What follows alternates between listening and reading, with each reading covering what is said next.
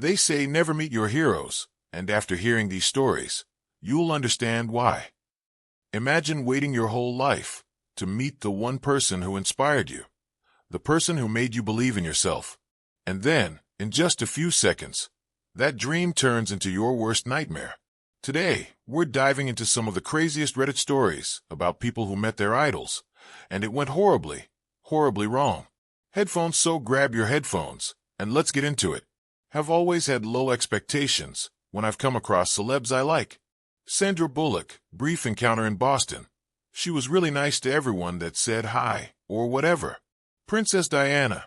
I was a kid, and my brother, like 4 years old, and I 7-ish, were taken by my mom to stand and see her at an event in our city at a blood bank, I guess to raise awareness. She came out to a decent-sized crowd, and instead of getting in a car, she walked around the whole perimeter to collect flowers and have short chats with well-wishers. When she got to us, I have her flowers, and my brother got shy and tried to back into the crowd away from her. She got down on her knees to his level and held out her hand with a warm smile. He took it and came back. I don't recall anything she said, only that she came across as next-level nice and genuine. I saw this as someone who is completely against being part of the British monarchy for what it's worth. Evan Danko, Lemonheads, was sitting on a terrace, have a pint talking about something random with a friend, and this guy turns around and joins our conversation. I recognized him right away, and we all chatted for an hour before we had to leave. Super chill. Never once talked about being a rock star or whatever. It was never acknowledged, to be honest. I didn't think it was appropriate, and didn't want to ruin the vibe. Chris Sabo, 90s baseball player. Went up to him with his baseball card to ask for a signature when his team were playing my fave team. I thought he was cool cause he wore glasses like my dad. Flat out refused because I was wearing an Expos hat. He played for the Reds and told me to leave. I was 5 to 6 years old. Interview loads of punk bands and never had a bad moment. My brother works in production, and he says Kiefer Sutherland is really great with the crew. Kate Blanchett, Ron Perlman, Andrew Lincoln, Adam Sandler, all really nice. Not meeting exactly. I worked on a set back in the early 2000s, and it was hosted by Bill Cosby. I can't tell you how excited so many people were. I wasn't a particularly huge fan, but for sure he was part of my childhood, and I could name several things I saw him in other than The Cosby Show. When the allegations came out, and were substantiated by so many women, and they had stories about him that sounded like echoes of the same script, I realized that Cosby was probably looking for his next victim every time he filmed. He knew it was a great way to meet young women in the industry who were starting out. Thrilled to meet him, and he wanted them to be comfortable and trust him. I look back on that shoot now, and it's horrifying that I was in a room for days with a serial or asterisk pissed, and I had no idea, if anyone in that room, they should be eternally damned for not trying to stop him then. I met Jeremy Jordan from Most Broadway. Had a reoccurring role on Supergirl on the CW. No idea what he's been up to since then. At a performance he did with the Seattle Symphony in like 2018 or so.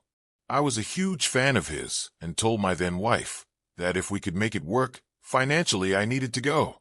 We flew from Denver to Seattle for this because I knew it would be amazing, and it was advertised that you would be able to stage door the performance. So I did. I wish I could post the picture I took with him. He was so cocky and just like smarmy, and it showed in the photo. Also, he's only a few years older than me, but he treated me as if I was a squealing teenage girl, which I was very much not, although there were many around us LOL.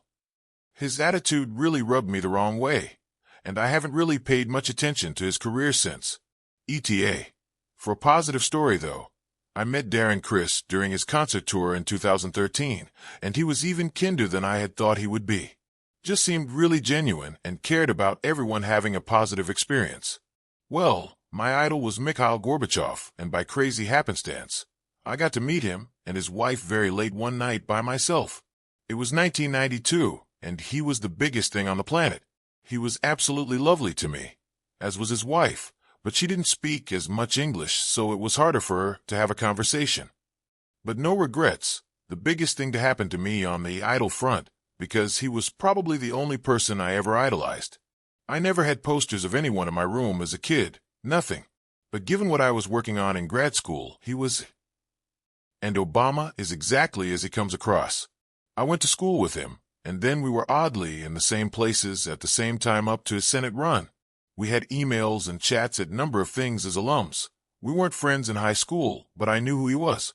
But we knew a lot of the same people, because most of my friends were in his class, and so the conversation always started with catching each other up on people we knew.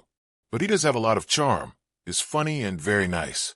Not my idol, but Dan Deacon crashed at the same house I was staying at after his show. In the morning we were all getting ready to leave and chatting, and he's there fully in his underwear. Not in a creepy way.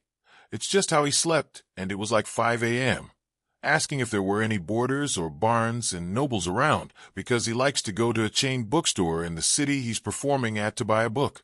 We tell him, yeah, there's a place on X Street, and start giving him like breakfast wrecks in the area. He said thanks, and we all went to keep packing.